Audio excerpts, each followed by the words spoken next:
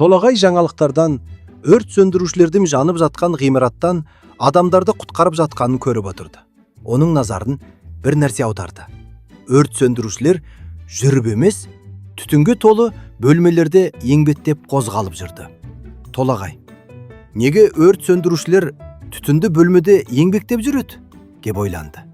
Қызығушылығы оянған Толагай көзін бір жұмып, өзін түтінге толы бөлменің ішінде тапты. Бөлменің шеттерінде жалын жанып, ауа қалың сұр түтінге толы еді. Алдымен ол тік тұруға тырысты, бірақ бірден көздері ашып, кеудесі күйгендей болып жөтеле бастады.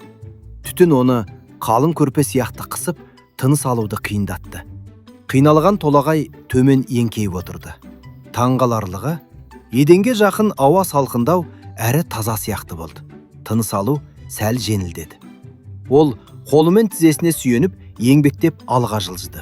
Сол кезде Толагай маңызды нәрсені түсінді. Бөлменің ар жағындағы өрт ауаны қыздырып жатыр еді.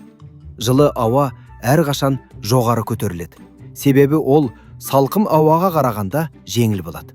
Сол көтерілген ауа түтінді, күлді және улы газдарды төбеге қарай алып кетеді. Ал жерге жақын ауа салқын әрі ауыр болғандықтан ол көтерілмейді. Сондықтан ол жерде оттегі көбірек, ал түтін әлде қайда аз болады. Демек, еденге жақын болу тыныс алуға да, айналаны көруге де қолайлырақ.